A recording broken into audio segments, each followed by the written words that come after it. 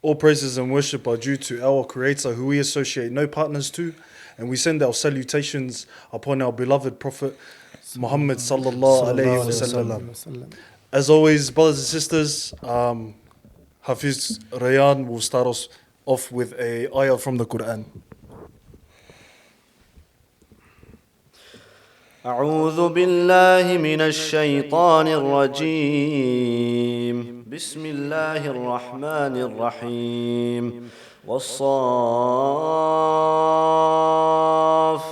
صفا فالزاجرات زجرا فالتاليات ذكرا إن إلهكم لواحد رب السماوات والأرض وما بينهما ورب المشارق إنا زينا السماء الدنيا بزينة الكواكب وحفظا من كل شيطان مارد لا يسمعون إلى الملأ الأعلى ويقذفون من كل جانب دحورا ولهم عذاب واصب إلا من خطف الخطفة فأتبعه شهاب ثاقب فاستفتهم أهم أشد خلقا أم من خلقنا إنا خلقناهم من طين لازب بل عجبت ويسخرون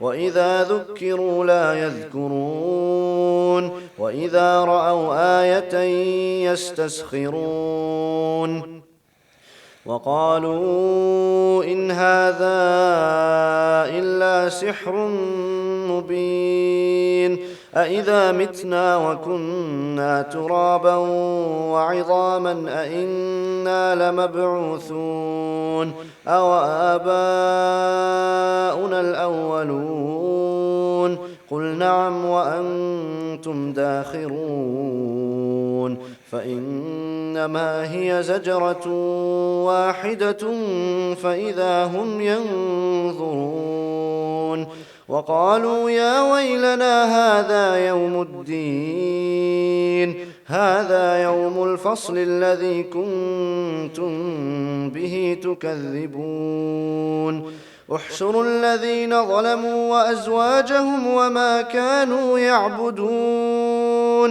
من دون الله فاهدوهم إلى صراط الجحيم وقفوهم إنهم مسؤولون ما لكم لا تناصرون بل هم اليوم مستسلمون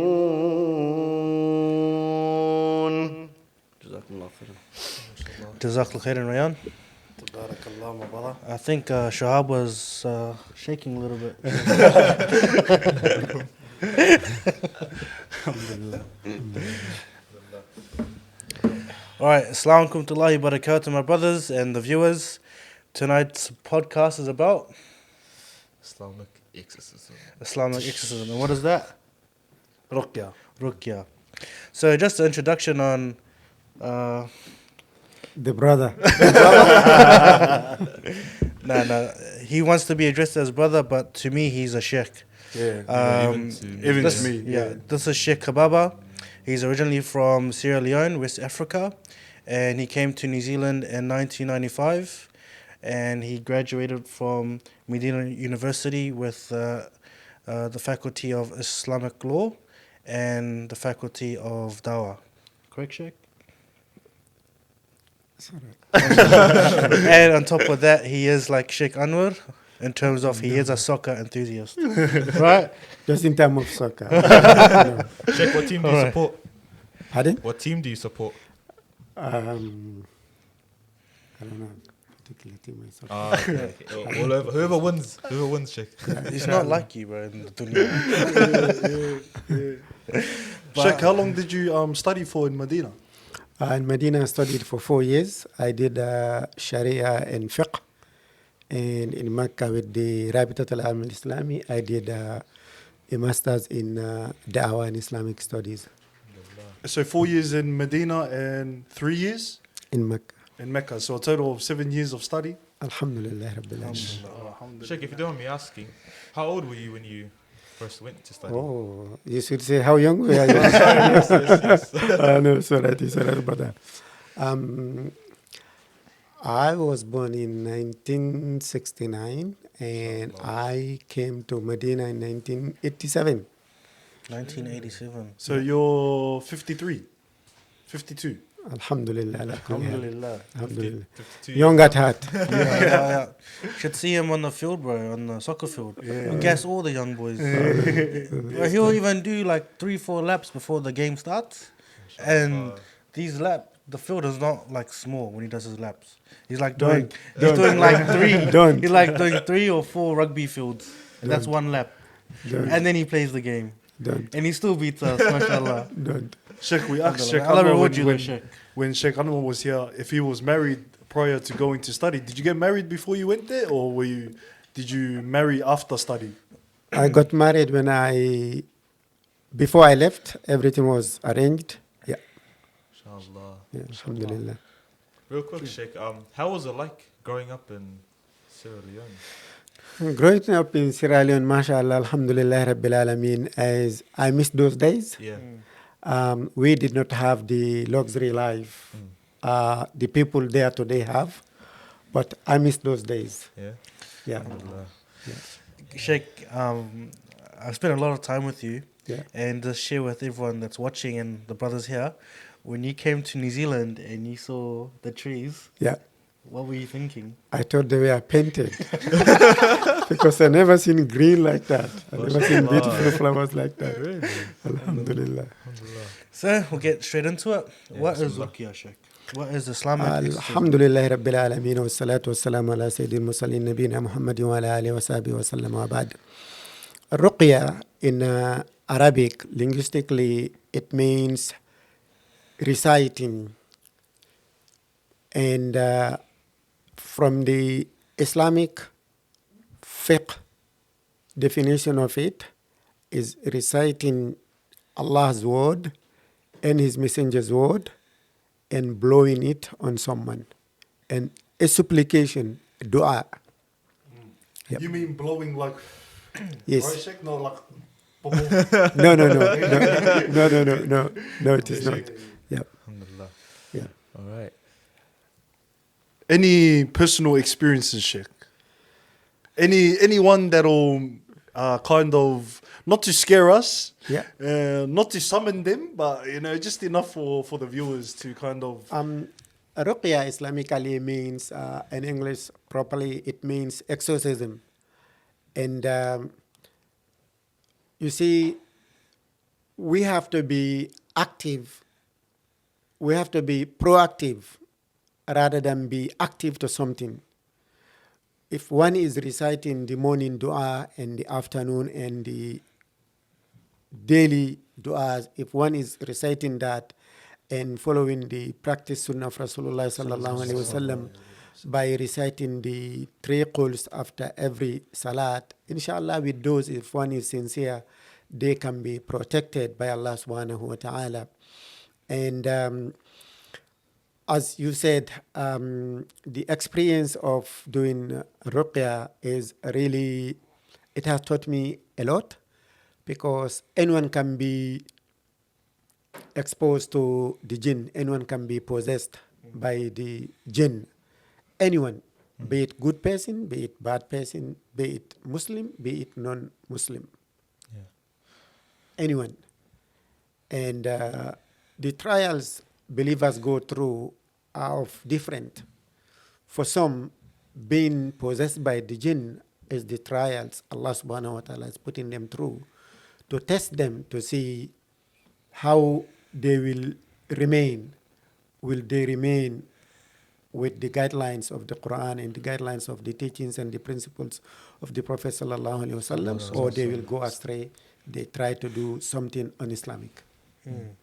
Sheikh, you said that ruqya is reciting verses from the Quran and blowing it onto someone. Yeah. Or supplications, words from Rasulullah sallallahu alaihi wasallam. Yes. Can anyone perform ruqya? Yes and no. Mm. Yes, by reciting it on ourselves Yeah. and on our children and our wives. Mhm. And but for someone who is really possessed by the jinn, it is recommended for one with experience to do it. I have heard a story, and this story is true and it's correct. And a person was possessed by the jinn, and some visitor came and said, okay, I'll do it. And the moment he started doing it, the jinn jumped from that person to him. Well, Yeah. SubhanAllah. Inshallah. That's so not everyone can do that. I wouldn't say, that's why I said yes and no. Yes on oneself and immediate family members, gradually until someone gains the experience. Yeah. And when you're doing it, you have to believe firmly that it is not you who's doing the ruqyah, it is not the raqi, it is not the words you are reciting, but it is Allah subhanahu wa ta'ala. Because what Ibrahim alayhi salam said in the Quran, وَإِذَا مَرِضْتُ فَهُوَ يَشْفِينِ, and when I'm sick, it is Allah subhanahu wa ta'ala who will cure me. Yeah, like even though you said, not everyone can do it, some people can do ruqyah, there's a fine line. But what's the correct way of doing ruqyah? Some people use stuff like taweez, amulets, there's this blue eye thing that has other colors in it, and it'll if you put it in your house, it'll protect you and the people in the house. I've seen those get sold at markets, bro. Yeah, the ones at markets. Isn't it for like evil eye or something? Yeah, something evil like eye. that, Yeah. So what's the ruling on this, Sheikh? The ruling on that, Islamically, it is not permitted, it is not allowed. Because Rasulullah sallallahu alaihi wasallam prohibited putting on tamima, the amulet, or what is known as ta'weez. It is not the practice of Rasulullah sallallahu alaihi wasallam. He did not teach us to do that. At some stage, Rasulullah sallallahu alaihi wasallam was suffering through some pains, and Jibril alayhi salam descended on him, and he said to him, "O Muhammad, are you suffering? Hal ishtakait? Are you suffering? Are you complaining some pain?" And Rasulullah sallallahu alaihi wasallam said, "Yes." Jibril put his arm on his right shoulder and said, "Bismillah arqika. بسم الله أرقيك من كل شر يؤذيك ومن شر كل نفس أو عين حاسد الله يشفيك بسم الله أرقيك. I do ruqya on you in the name of Allah subhanahu wa ta'ala, and Allah subhanahu wa ta'ala is the one who will cure you from evil eye, from anything that is harmful, and with the name of Allah subhanahu wa ta'ala I cure you." So he did not give him any amulet, he didn't give him anything to put on as ta'weez. No. In fact, doing so is saying that the person who's writing it or the person who's doing it is the one who is curing you. It is not Allah subhanahu wa ta'ala. And we need to be very careful, and we need to be mindful of Allah subhanahu wa ta'ala and fear him all the time. Because some people, if they see someone who's suffering, they take advantages of them. They write nonsensical things, or they tell them nonsensical things. Things are not permitted in Islam. They say, you do this if you do this, or sometimes they say, I've got 170 jinnat, works for me. Yes, it may appear the jinn is working, but those people who do that, they have traded the dunya, and they have taken the dunya rather than the akhirah. Because to do so, to be able to control the jinn, for the jinn to work for you, you have to disobey Allah subhanahu wa ta'ala. You have to, for example, either astaghfirullah, urinate on the Quran, A'udhu billah. or flush it in the toilet, or commit shirk. That will take the person out of the umbrella of Islam. And because you see, Iblis, when Allah told him, get out, and you will end up in the hellfire, and he said, let me live so long the dunya exists, so that I could find many companions to follow me. So he's teaching these people what to do, so they get everything they want in this dunya. It might appear it's working, but I call it the systematic of milking the cow. They come, they do ruqyah, they give you something, and they charge you plenty of money, and then it goes down for a while, and then it pops up again. you go again and you pay the money.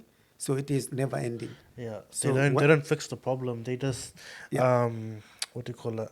Drag it. Hey. Yeah, so one need to be mindful of that. So the proper way of doing ruqya is first of all it is very important to make sure that when you are being invited for a ruqya, you don't go alone. Because just before COVID, there was a sheikh in, I don't know if it is in Melbourne or in Sydney.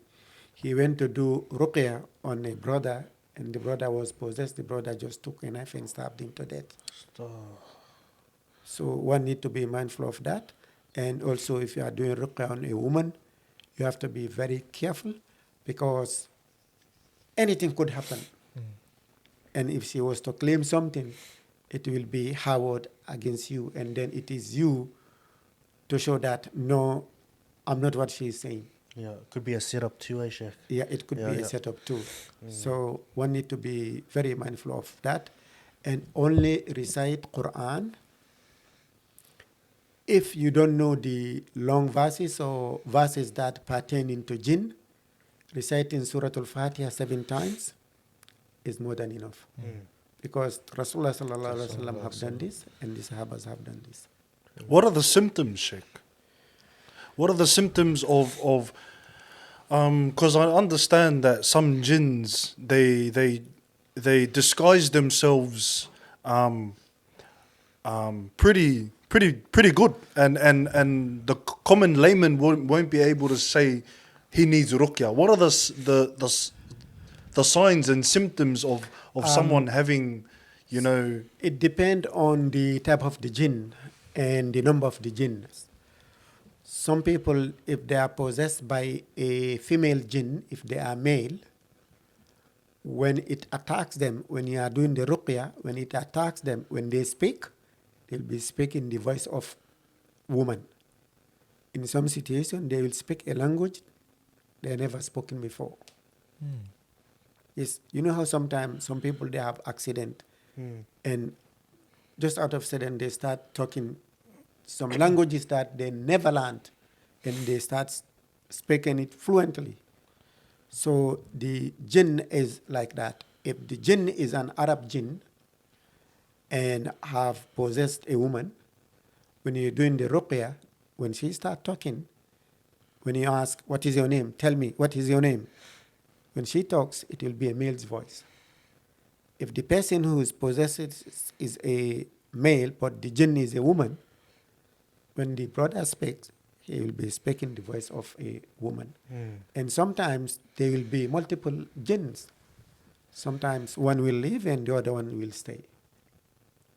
So you can get possessed by multiple jinns at one time. I won't get possessed by multiple jinns by in one time, but a person can. And can that person get possessed by a male and a female? Yes, and sometimes the jinn will own the person and say, she is mine.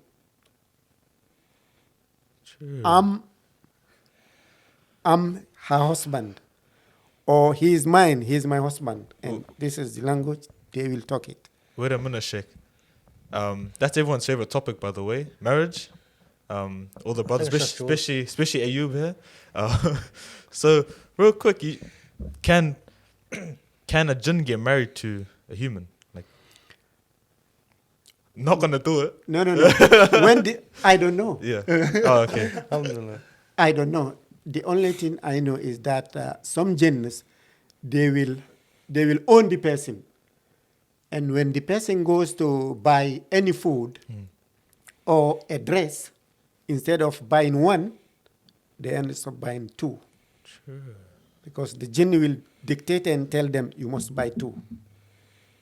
This is one of the signs. Some of the signs is they go to the shower or to the toilet, they stay there for ages. And I don't do that. I don't do that. And for some, water will be pouring from their fingers and hands like a tap.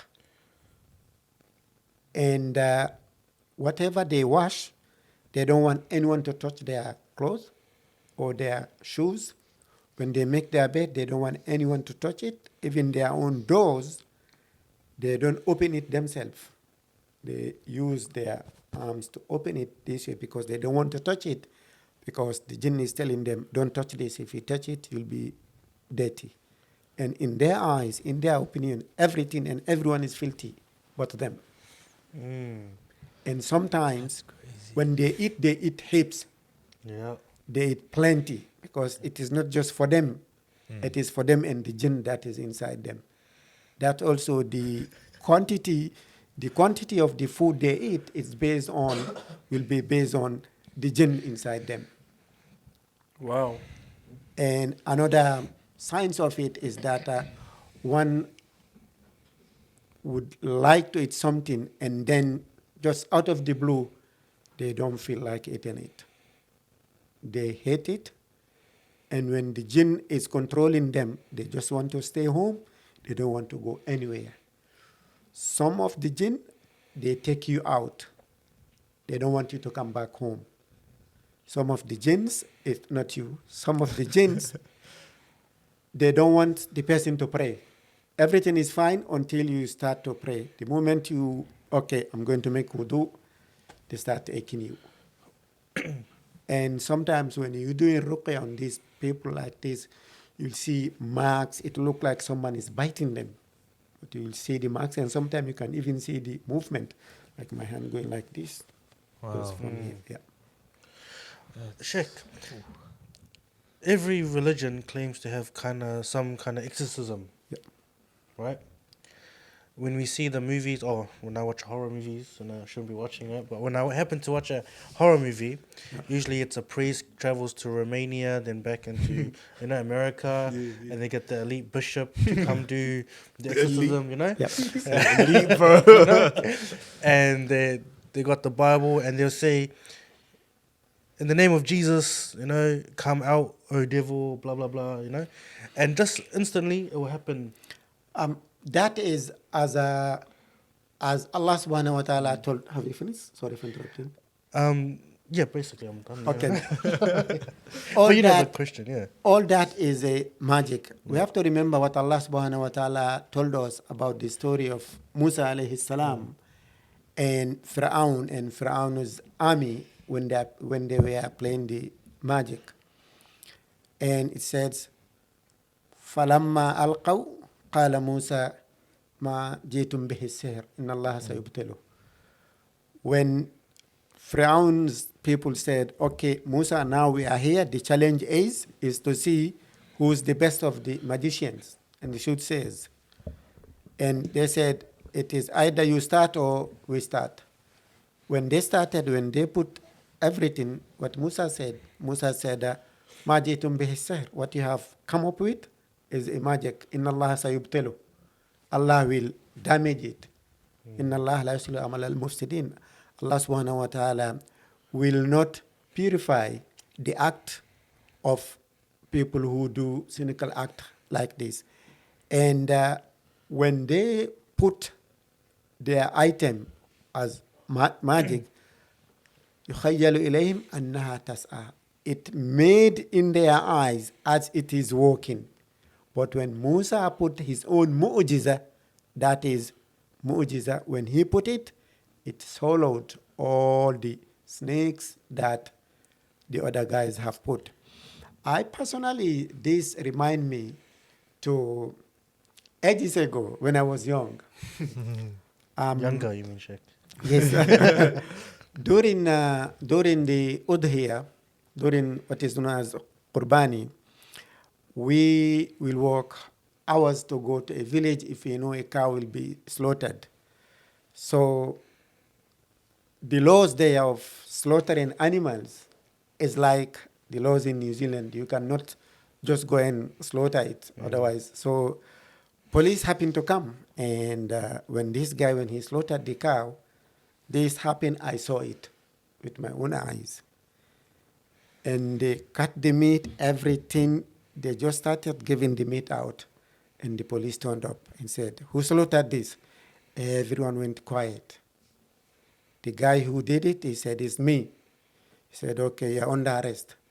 Just out of sudden, the cow everything. The cow stood up and went moo. And I ran more than 2 hours. I went home and we were really scared. To date, no one knows what happened.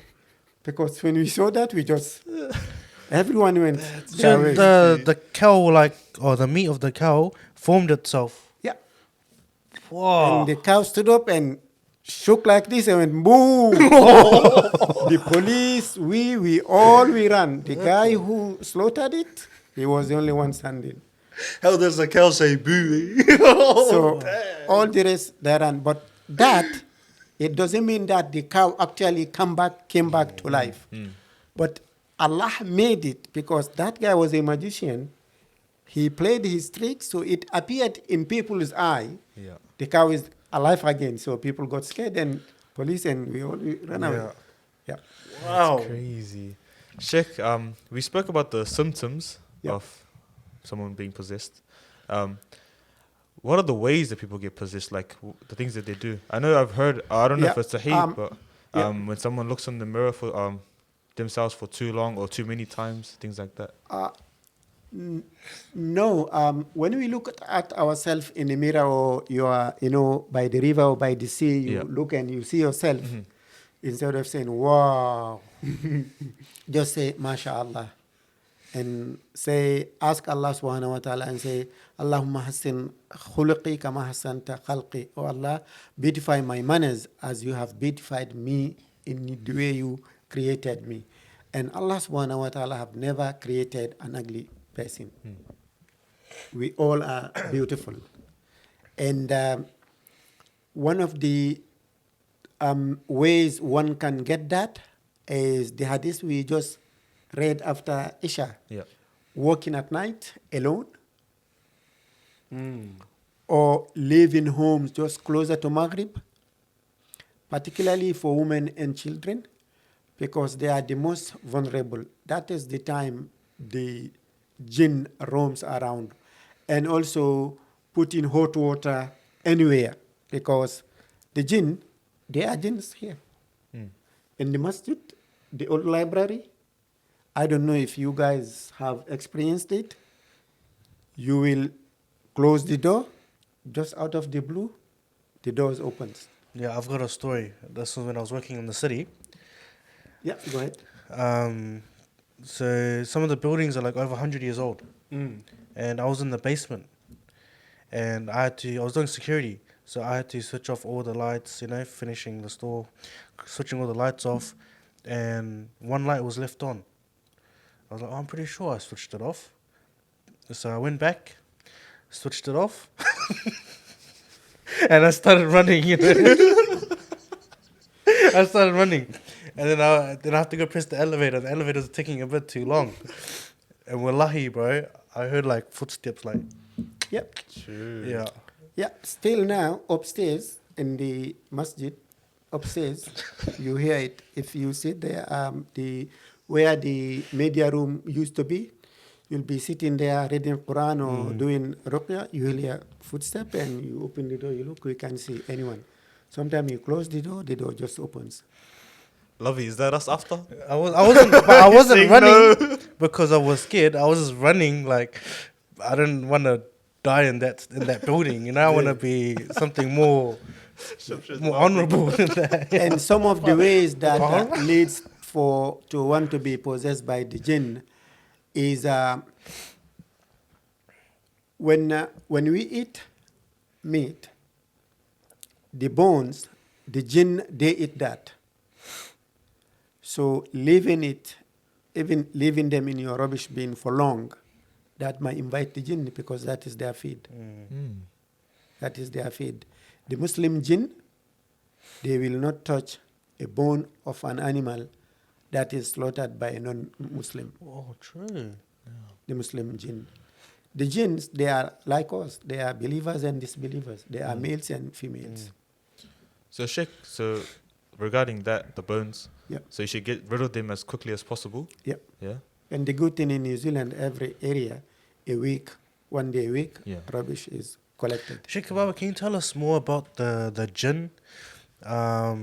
You know how we got Iblis, his story, and then how they were pushed to the shore. Can you just give us a brief In understanding of the jinn? yeah, in Surah Al-Jinn, if we look it up, it, amongst them there are jinn who do da'wah.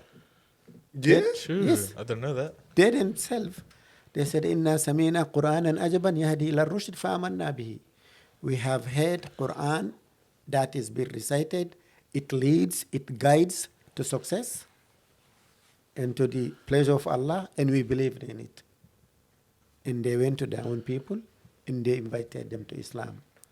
Among the jinn, the kuffar. That's why they said, "Minna salihun wa minna duna dhalik." Among us are good doers, among us are wrong doers. So the jinn are creation of Allah subhanahu wa ta'ala. They live in this earth as we live. Can we see them? No. Allahu alam. I haven't seen a jinn. Allahu alam. So you've never, but you've just seen people, obviously controlled by one. Yeah, I've seen people who are controlled by the jinn. I've seen people who are being attacked by jinn. And yes, Would they have seen the jinn? I don't know, Allahu alam. But they do talk to them. Yeah. I don't know how. That is why when we're doing ruqyah, where as soon there are some certain verses when you start to read them about jinn and about the punishment of the akhirah, they start hitting the person, they start biting him, they start eating him internally, and they start to cry and they say, "Stop, stop." Sometimes they put their hands in their ears because they don't want to listen to the Quran. Those are really the bad of the jinns. And to calm them down is to say, "Until you leave, I will hammer you with these verses." And then you tell the person to recite after you. قُلْ هُوَ اللَّهُ أَحَدٌ قُلْ أَعُوذُ بِرَبِّ الْفَلَقِ قُلْ أَعُوذُ بِرَبِّ النَّاسِ قُلْ يَا أَيُّهَا الْكَافِرُونَ. And then when they calm down, you tell them to say, "Okay, say ashhadu an la ilaha illallah wa ashhadu anna Muhammadur Rasulullah," and leave and go to the masjid. I always say, go to the Al-Haram, Makkah or Medina, or go to Masjid al-Taqwa.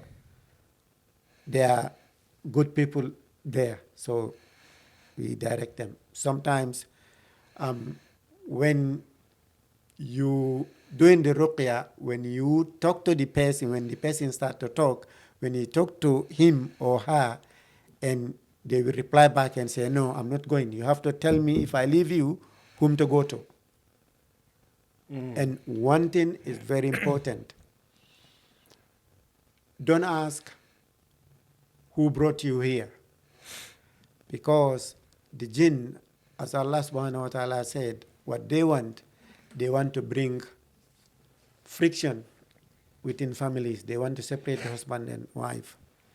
If you ask that, they will say, "Oh, it is your mother-in-law, or it is your father-in-law, or it is your son, or it is your wife." And then when people hear that, "Oh, so you the one who did this to me." And there the fitna starts. The way to trick them is to say, "What is your name? What is her name? What is his name?" They'll say, "Okay, what is dad's name?" "Ibrahim." "No, you are lying. Dad's name is Muhammad." "Yes, his name is Muhammad." I always say to people, don't ask, because sometimes people, they are vulnerable. They want to know who did this to them. I always say, look, it is a trial from Allah subhanahu wa ta'ala. It is accepting what Allah subhanahu wa ta'ala have written for you. In this, you get in Quran recited on you and blown up on you. And this is a blessing. Take it as a blessing. I always remind them of the lady who had epilepsy when she came to Rasulullah sallallahu alaihi wasallam, and she said to him, "Pray for me so that I can get cured." Rasulullah sallallahu alaihi wasallam said, "Yes, I can do that, but how about I don't, and you die with it and you go to Jannah?" She said, "Okay, but one thing, please. When I get attacked, I get exposed. People see my private part. Make dua that I don't get exposed." So since then, when Rasulullah sallallahu alaihi wasallam made that dua for her, whenever she gets attacked, it goes without her being exposed. So is doing it with conviction.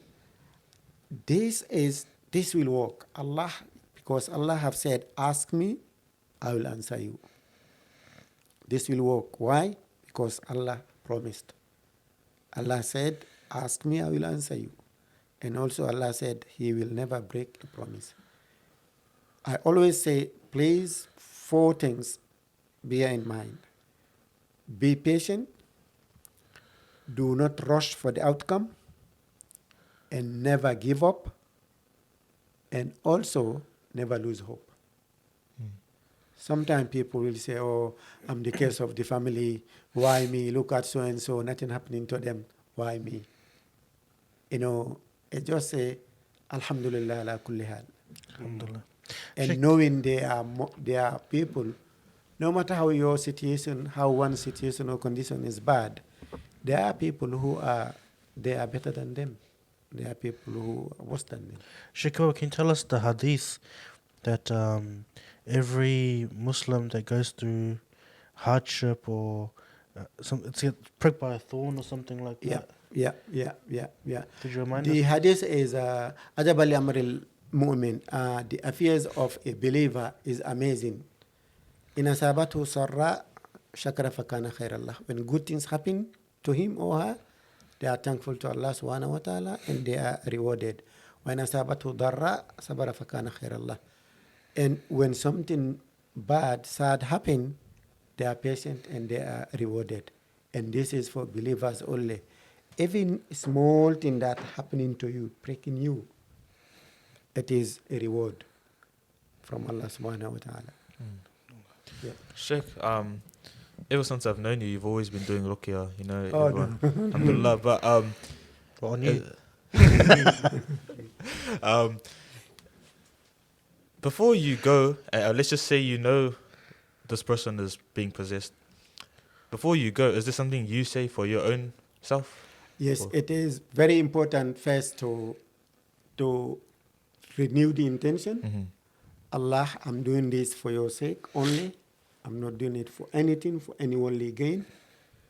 I'm doing it for your sake and make it easy on me. And when you start in it, you say, Bismillah alladhi la yadurru ma ismihi shay'un fil ardi wa la fis samai wa huwa as-sami'ul alim. In the name of Allah subhanahu wa ta'ala, that with His name, nothing on earth or in the heaven that will harm me. Allah is all hearer and all knower. You start with that. First, A'udhu billahi minash shaitanir rajim, Bismillahir Rahmanir Rahim, and then you start with that dua, and then you continue you go ahead with the ruqyah. Alhamdulillah. Shaykh Khab Bah, last week we did a podcast on Jannah, and one of the questions was, when you enter Jannah, Al-Firdaus inshallah, what are you going to do there? What's your first thing that you want to do? Allah I just subhanahu want wa to know out of ta'ala, curiosity. Allah subhanahu wa ta'ala knows, because Allah have said, فيها ما لا عين رأت ولا أذن سمعت ولا خطر على بال بشر. In Jannah, there are things that it is beyond the imagination of human being. No eyes have seen it. And the way it is beyond of our imagination. Can you ponder the last person, the last believer to come out of the hellfire to go to Jannah will have his place in Jannah will be bigger than this dunya. If that is the case, how about those who just go straight away to Jannah? Yeah. So it is amazing. Yeah.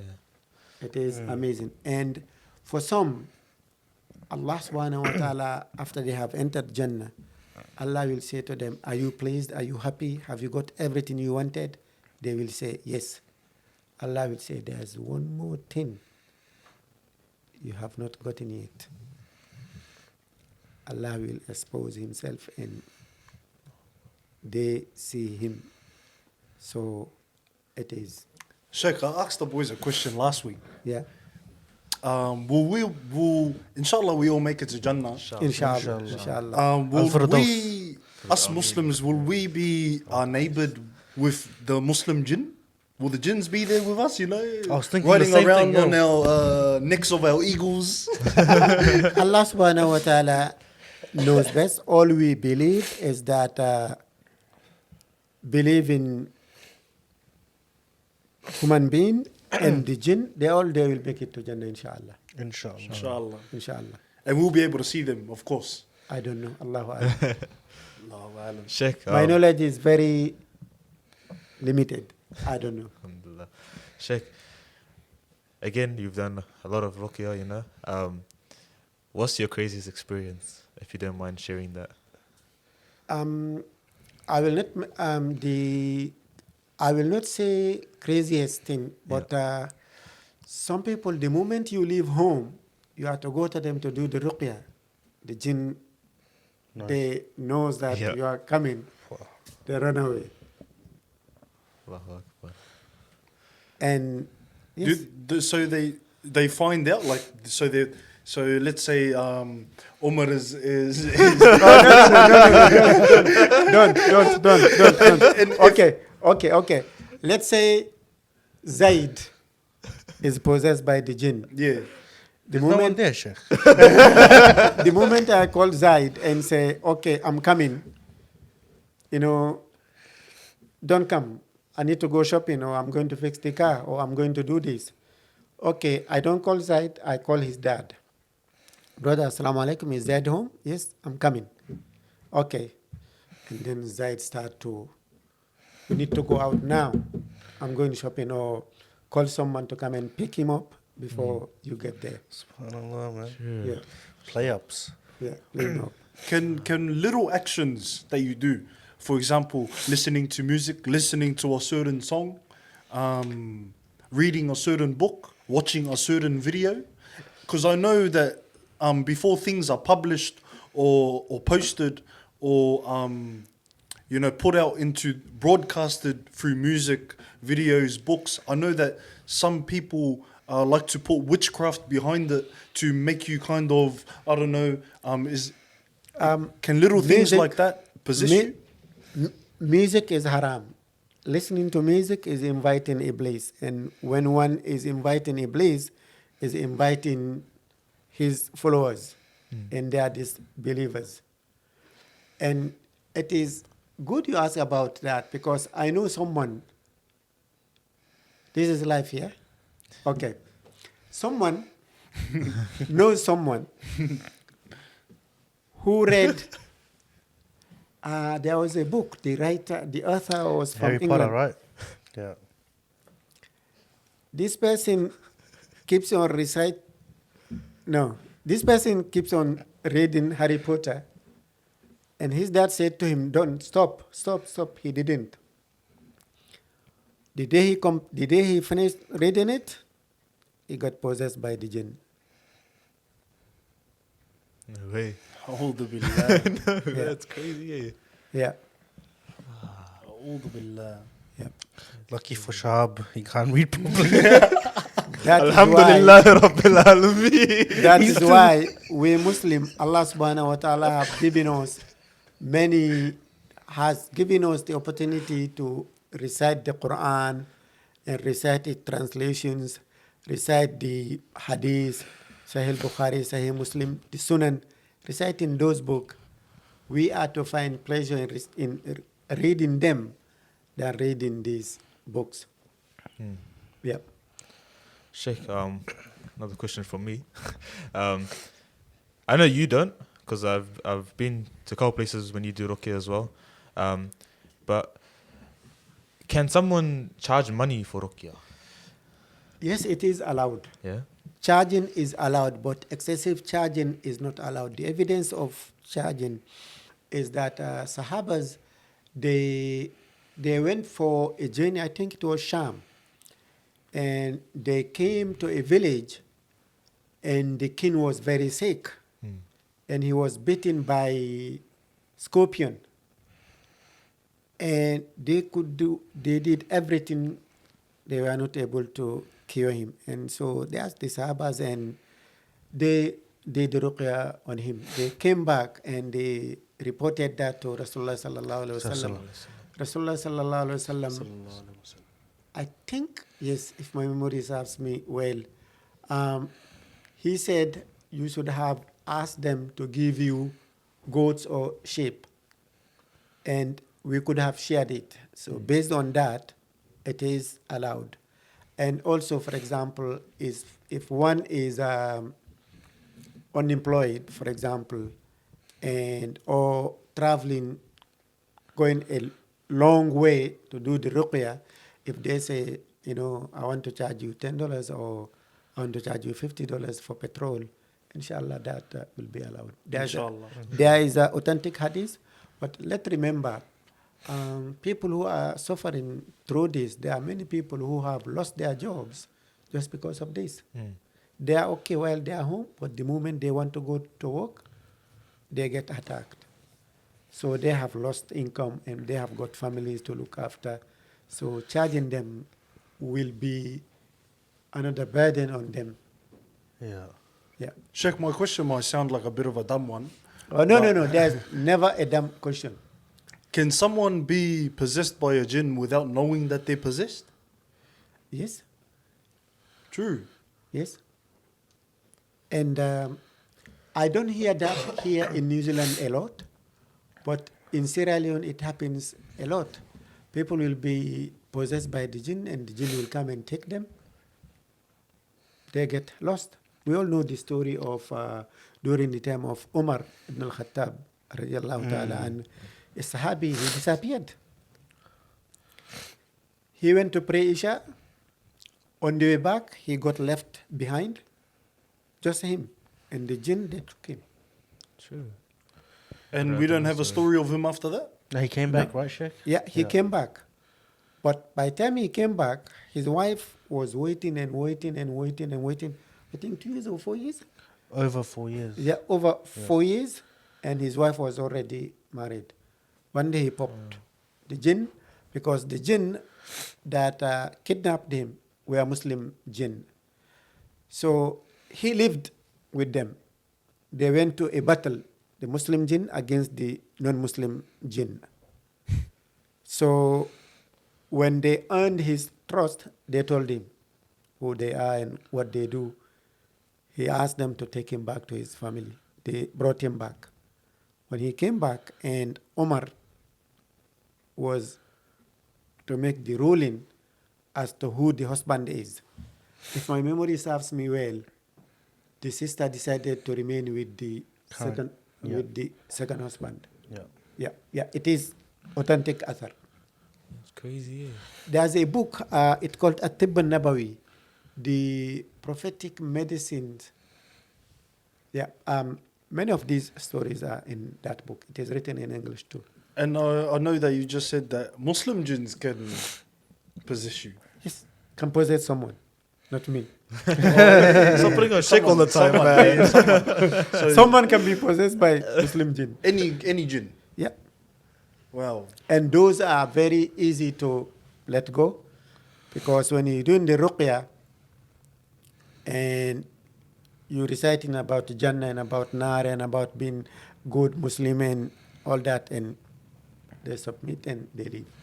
Sheikh, what's a jinn's motive though? Just to break up the family, or Absolutely. or that's the main thing? Yes. Yeah. Yes. The shaitan. Yeah. Hey. The shayateen, yeah. Shayateen. That's crazy. Also, Sheikh, how should I say this? Why is there more people wanting to? Why is there more people needing ruqyah nowadays? First of all, is let's say it as it is. It is a trial from Allah subhanahu wa ta'ala. And when I first came here in 1995, there were very few people who needed ruqyah. Yep. But when people go away from the Quran, when they go away from the deen, that is when they get possessed, and when they do not follow the teachings and the command of Rasulullah sallallahu alaihi wasallam. That is, this is one of the main issues, and people are getting affected by the jinn. Allah knows best. Damn. Any other questions, boys? It's a lot to take. Yes, in. brother. Yeah, it's crazy. You mentioned that not to put hot water anywhere. Yes. Like, does the hot water that you shower in, like, come No, yeah, not that one. For example, if I have got, say, a cup of tea, it is too hot or I warm water, instead of just putting it in the ground, because if it fell on a jinn, they will fight back. And it's just making sure that it is cold or mixing it with cold water before getting rid of it. Yeah, just for the, if no one heard that question, the brother in the back, Hudayfa asked if just throwing random water, hot water onto the ground, does that kind of trigger the jinns? Yes. And yeah, Jazakallah khair for the Or answer. Shaykh. even in the jungle, urinating or answering the call of nature everywhere, if it happened to be in the place of jinn, that will lead them to attack. Sheikh, I know that the story goes the angels were sent to destroy the jinns, or majority of them, and Iblis helped the angels destroy them, but they left a little bit of them and pushed them out to the outer islands. And growing up, Sheikh, my family always had the stories of spirits, and my dad, he had this, bro, I'll tell you the story of my dad. He told me that one time I asked him, have you ever seen a ghost? Have you ever seen something, because my grandmother's house is full of them. You can hear toys getting pushed around, because my grandmother lost a couple of kids, so they think it's their passed away spirits. A'udhu billah. And my dad told me that I've seen one in the islands where we're from. He was driving down a road and he saw a mermaid. He said that it wasn't raining, but he saw a mermaid sitting on a rock. And this mermaid whipped her hair, and then it just came all over his windscreen, and it wasn't raining. True. Yeah.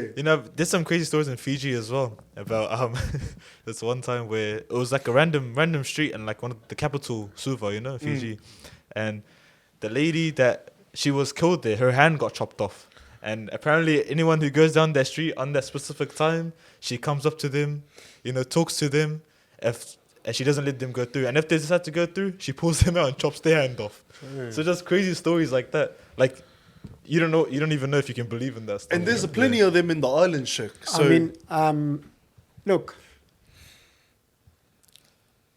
we Muslim, Allah subhanahu wa ta'ala have taught us to be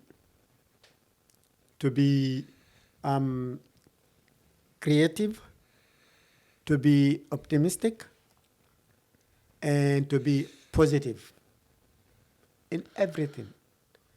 He said, "Ana inda dhanni abdi bi falyazunnu bi ma sha'a." I'm of the thinking of my slave of me. Let him think of me what he wants.